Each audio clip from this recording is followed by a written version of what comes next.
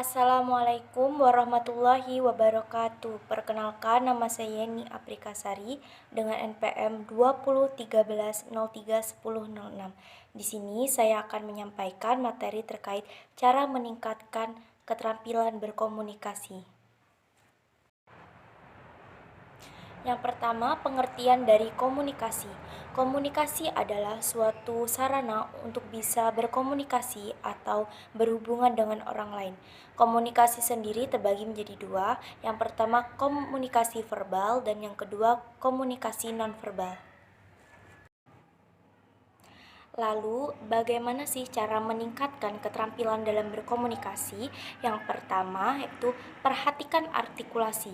Salah satu poin penting dalam berkomunikasi adalah bicara dengan jelas, sehingga artikulasi dalam setiap kata yang akan Anda bicarakan itu harus terdengar jelas oleh lawan bicara.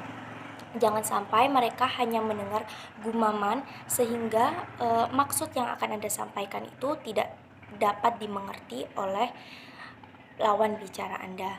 Jadi ada beberapa tips bagi Anda yang berbicara itu kadang kurang jelas dapat dimengerti maksudnya atau sering bergumam. Yang pertama itu rajin-rajin berlatih mengucapkan kata-kata dengan jelas dan tegas. Yang kedua itu berlatih mengucapkan A, I, U, E, O dengan bibir yang benar dan suara yang tegas. Poin yang kedua yaitu lakukan kontak mata. Cara berikutnya untuk meningkatkan keterampilan berkomunikasi adalah dengan selalu menjaga kontak mata saat berbicara dengan orang lain maupun saat berpresentasi. Kirimkan sinyal positif saat Anda melakukan kontak mata di dalam pembicaraan tersebut. Poin yang kedua yaitu lakukan kontak mata. Cara berikutnya untuk meningkatkan keterampilan berkomunikasi adalah dengan selalu menjaga kontak mata saat berbicara dengan orang lain maupun saat berpresentasi. Kirimkan sinyal positif saat Anda melakukan kontak mata di dalam pembicaraan tersebut. Yang ketiga yaitu tambahkan bahasa tubuh. Contohnya dengan menggunakan ekspresi wajah. Jadi ekspresi wajah merupakan bagian dari bahasa tubuh yang sering digunakan berkomunikasi secara efektif. Tak hanya ekspresi, tapi juga gerakan tangan dan postur tubuh harus ikut dilakukan saat berkomunikasi.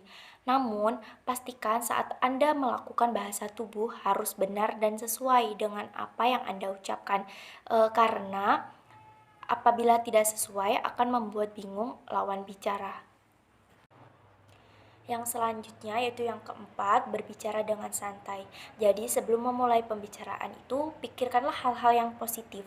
Nah, dengan cara tarik napas dalam-dalam beberapa kali juga bisa dilakukan untuk membuat Anda merasa jauh lebih tenang.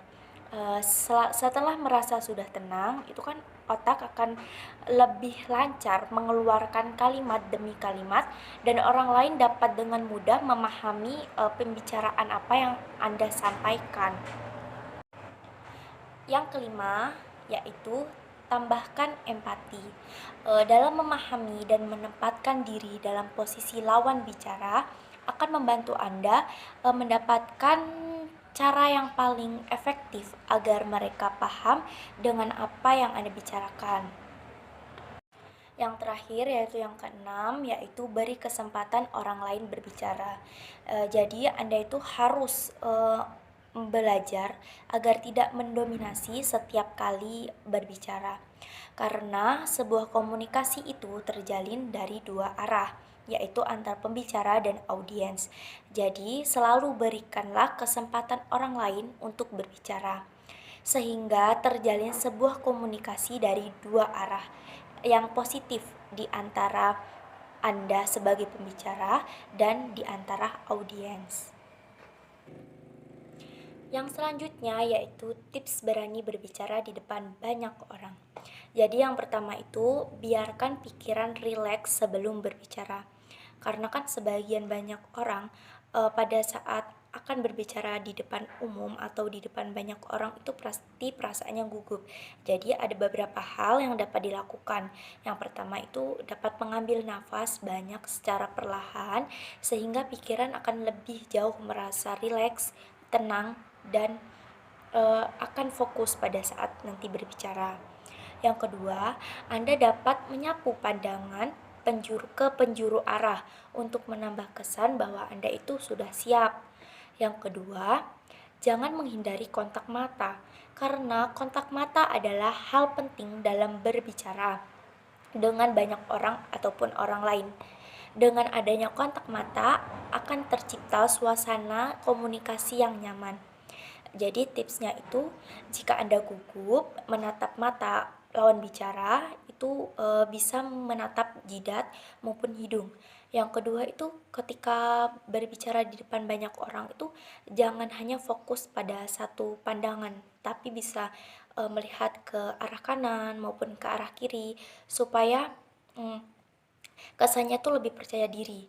Yang selanjutnya itu, jangan pernah saat berbicara itu menatap lantai ataupun langit-langit, karena itu akan membuat Anda itu terlihat sangat tidak percaya diri. Yang ketiga, jangan terburu-buru, bicaralah dengan santai, yaitu berbicara dengan ritme yang santai namun tanpa mengurangi kesan bicara itu formal gitu. Salah satu caranya dengan bicara secara perlahan-lahan. Yang keempat atau yang terakhir itu fokus pada tujuan. Nah, ini dalam dunia kerja ya. Misalnya Anda itu sedang melakukan komunikasi gitu. Anda sudah melakukan komunikasi dengan pendapat dengan baik. Saat bicara harus mampu menunjukkan perasaan emosi. Namun saat Anda berbicara itu tidak menutup kemungkinan banyak pihak atau orang lain itu mengkritik kalian. Nah, baik kritik yang membangun maupun kritik yang tidak membangun. Nah, apabila kritik yang membangun itu bisa dibicarakan dengan baik-baik seperti berdiskusi gitu. Namun apabila kritiknya tidak membangun, itu kan dapat menjatuhkan konsentrasi pada diri Anda. Jadi kalian itu harus tetap fokus pada tujuan kalian, apa yang akan Anda bicarakan itu. Nah, cukup sekian pembahasan tentang cara meningkatkan keterampilan berkomunikasi. Kurang lebihnya saya mohon maaf, saya akhiri.